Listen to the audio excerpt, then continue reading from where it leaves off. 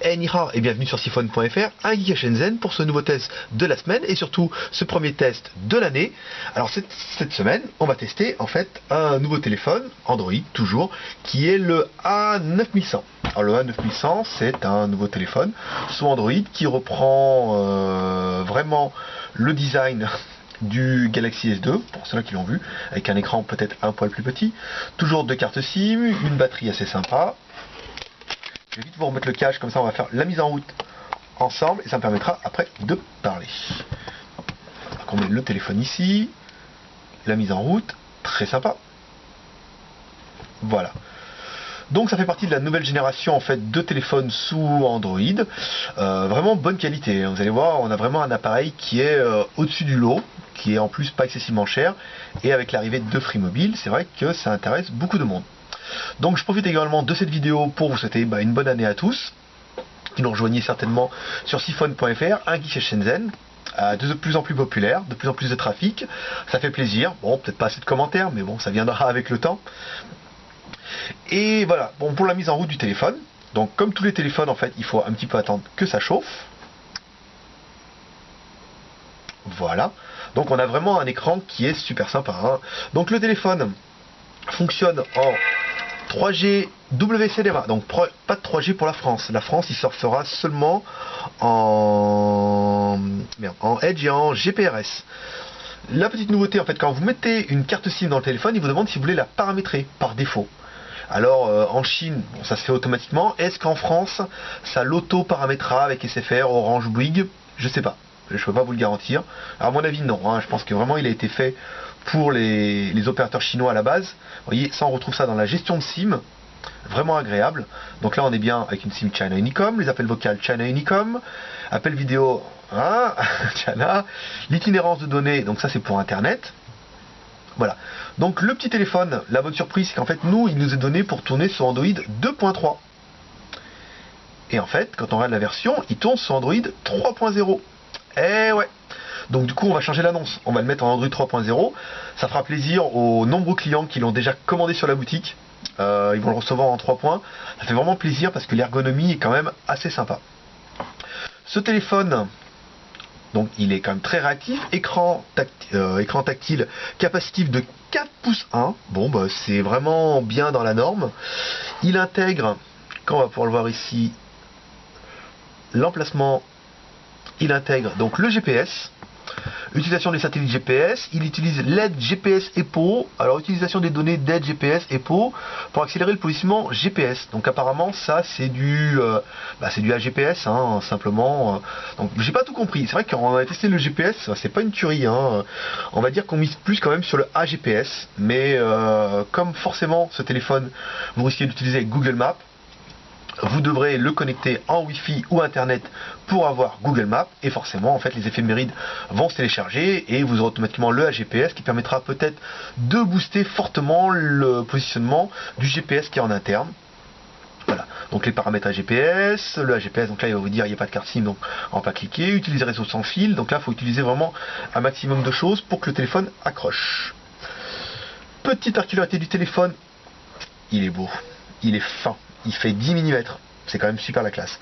La batterie donnée pour 1600 mAh en fait 1500. Bon, bah après en même temps, c'est pas bien grave. Gestion des couleurs, bah, il est beau, il a vraiment un grand écran. Qu'est-ce qu'on peut dire d'autre? Il supporte les applications Java, donc ça c'est bien. Vous trouverez toujours sur notre chaire toutes les applications Java. Processeur nouvelle génération MTK 6573, bon, qui est donné pour du, on ne sait plus, avec les soi-disant du dual core ou un core qui s'utilise et pas l'autre. Enfin bon, ça c'est pas vraiment un argument, mais il est assez réactif, c'est assez sympa. Vous voyez, on a quand même quelque chose qui est vraiment bien. Avec Android 3.0, c'est vraiment la classe, hein. Là, il n'y a pas à dire. Donc là, on retrouve un assistant pour le test du GPS+, les applications téléchargées. Donc là, il n'y en a pas, forcément. Autre point qui va vous faire aimer le téléphone. Après, les points positifs, hein, on terminera par les mauvais sur la fin, hein. L'appareil photo. Donc l'appareil photo, vous voyez, je mets pas mes doigts devant. On prend le petit bonhomme qui est ici. Et il n'y a pas de carte mémoire. Oh, je suis carotte. Faudra que je vous mette une carte mémoire. Bon, c'est pas grave. Il y a l'autofocus. pour de vrai. Bon, allez, je vais mettre une carte mémoire. Bougez pas, je reviens. Et me revoilà, magie du cinéma, on n'a pas été coupé. Bon, ça prouve vraiment qu'on fait les prises en une seule fois. Hein. Donc on dit des bêtises, on bafouille, mais comme ça, on vous le prouvera pas, on fera pas un joli montage en vous disant c'est le meilleur téléphone du monde, il faut vous l'achetiez et chez nous. Mais au moins vous verrez en temps réel, voilà, on vient mettre le téléphone en route et comme ça vous voyez vraiment ce qui se passe. Donc l'appareil photo, donc on a mis un petit bonhomme ici, je vous le fais en réel, on appuie. Voilà, donc on a vraiment l'autofocus. On va se mettre bien devant. Voilà, donc l'appareil a l'autofocus et ça c'est plutôt la classe. Il est donné pour 8 millions de pixels. Ah, je voudrais y croire. Mais bon, ça me paraît un peu beaucoup, mais bon, pourquoi pas. Après, il est clair qu'on peut arriver à faire des très très bonnes photos avec un 4 ou 5 millions de pixels et des minables avec un 8. Là, on a 8 et bon, il prend des belles photos. Ça, vous allez voir quand même, il est réactif, il prend des belles photos, donc c'est vrai qu'on va pas s'en plaindre. Important aussi, et c'est pour ça qu'on met une carte SIM maintenant, et que la prochaine fois on mettra même une carte mémoire, les SMS. Donc il vous dit que la carte SIM pâte un coup fin, me rappeler la prochaine fois. La carte SIM n'est pas configurée, je le sais, mais je veux pas la configurer parce que sinon après le téléphone il va partir dans un truc rock'n'roll. Le clavier, bah c'est un QWERTY, hein, assez grand, assez confort, on va essayer. C'est I, donc là il me l'écrit en chinois. Donc on va le mettre comme ça. Alors, attendez, siphon, C-I-P-H-O-N-E. C'est pas mal, voilà, c'est pas mal. On n'a pas fait de faute, bon il n'a pas corrigé et tout, mais il n'y en avait pas. Donc ça fait un écran qui est quand même assez confortable, un téléphone qui est réactif. Je vous passe l'inénarrable lecteur de vidéo, parce que nos vidéos sont compressées à fond les manettes, donc la qualité est quand même relativement minable. Les vidéos aussi, hein, il lit des vidéos. On a bien sûr toutes les applications Android à partir de 2.3, donc 3.0, on a bien le market, on a bien, nous on a vu, on a essayé le Wi-Fi, ah oui, pour vous faire voir aussi que c'est vraiment un téléphone à la Samsung, que ceux qui ont un Samsung en fait, ils ont la particularité d'avoir un menu en haut avec les raccourcis. Wi-Fi, Bluetooth, GPS et coordonnées de données, donc ça c'est disponible que sur les Samsung. Moi je sais que j'ai un Nexus Google et il n'y a pas, hein, c'est dommage, c'est bien. Là on a un téléphone Android et on a la chose qui prouve qu'on est quand même fortement inspiré de Samsung. Donc les points positifs de ce téléphone. Il est beau, franchement il est beau, il est classe, il est quand même relativement fin. Il marche quand même super bien, quoi. Il est bien réactif, il a un bel écran capacitif, il a un bon appareil photo, on a Android 3.0, on a un téléphone avec un design, on n'est pas dans la copie, on est bien dans un téléphone que nous on n'appelle pas, comme il dirait ici, le i9100, on l'appelle le A9100. Le i9100 était déposé par Samsung, donc on va dire que c'est un A9100, soit Android 9100. On a tout ce qu'il faut dedans, on a un appareil qui est agréable à l'utilisation, qui fait moins de 150 € chez nous, qui est le nouveau modèle qui remplace le 9000, qui ne se fait plus, tant pis pour lui. Et je vais vous mettre vite fait le Wi-Fi pendant que je papote. Pas garamé le Wi-Fi. Donc voilà, ça c'est vraiment les points positifs. Bon, alors bel écran, bel appareil photo, un écran réactif, Wi-Fi, GPS. Et tout ce qui va bien dedans. Les points négatifs, parce qu'il y en a malheureusement, pas de 3G. Et non, pas de 3G avec nos amis GSM chinois, même si dans les annonces il est marqué 3G WCDMA. On vous rappelle que la 3G WCDMA c'est la 3G pour la Chine, parce qu'à la base ce sont des téléphones qui sont faits pour la Chine, et qu'on n'a pas de 3G France, qui est une 3G UMTS sur une fréquence un peu particulière que vous ne trouverez jamais sur un téléphone chinois, sauf si vous le demandez à un fabricant sur mesure et que vous en prenez au moins 1000 pour dire de les faire fabriquer, ce qui n'est pas mon cas et ce qui n'est pas certainement pas le cas de tous nos concurrents, même si certains peuvent jouer un peu sur l'ambiguïté en disant il est 3G, les téléphones ne sont que 3G Chine. Donc la navigation se fera en Edge ou en GPRS. C'est du 2G, je sais que la grosse mode maintenant c'est vraiment de surfer en Wi-Fi. Ça accroche bien les hotspots. Si vous êtes abonné chez SFR, Orange ou maintenant Free Mobile, vous pouvez accrocher beaucoup de hotspots, il y en a beaucoup et c'est vrai que ça permet de surfer sur internet beaucoup plus rapidement et gratuitement.